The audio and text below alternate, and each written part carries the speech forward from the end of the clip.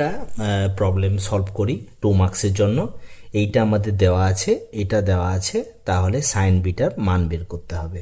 তাহলে actually beta বলেছেন, এখানে আলফা হয়ে আছে, তাহলে এটা দিয়ে আমরা রিপ্লেস করে দিতে পারি।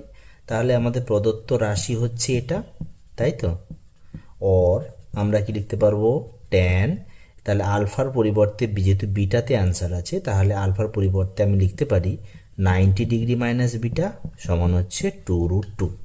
তার মানে দেখো কট 90 ডিগ্রি মাইনাস থিটা, তাহলে কি হয়, ট্যান 90 ডিগ্রি মাইনাস থিটা মানে কট থিটা হয়। তাহলে এখানে বিটা আছে, তাহলে এটা হয়ে গেল।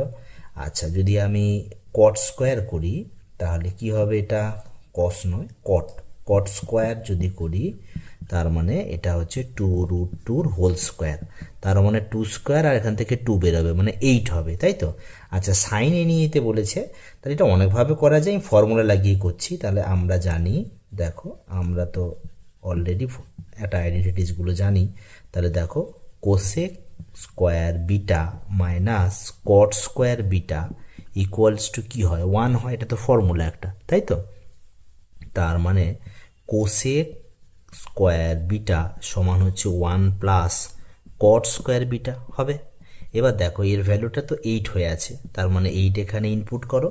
তার ফলে আমি অলরেডি এখান থেকে পেয়ে যাব কোসেক স্কোয়ার বিটা সমান 9, ঠিক আছে। ওর কোসেক বিটা সমান কত, √9। তাহলে আমি পজিটিভ মানটাই নেবো, প্লাস মাইনাস হয় এখানে, কারণ এখানে ধনাত্মক এই 90-র মধ্যে আছে, তো সেই জন্য আমরা এটা লিখব 3, ঠিক আছে। অতএব এটাকে দেখো কোসেক মানে কি লেখা যায়, সাইন বিটা 1/sin, কারণ কোসেক থিটা মানে 1/sin থিটা হয়, তাহলে এটা হয়। তাহলে এটাকে যদি রেসিপ্রোকাল করে দাও তাহলে সাইন বিটা সমান হয়ে যাবে 1/3, আমাদের অ্যান্সার চলে এলো। Thank you.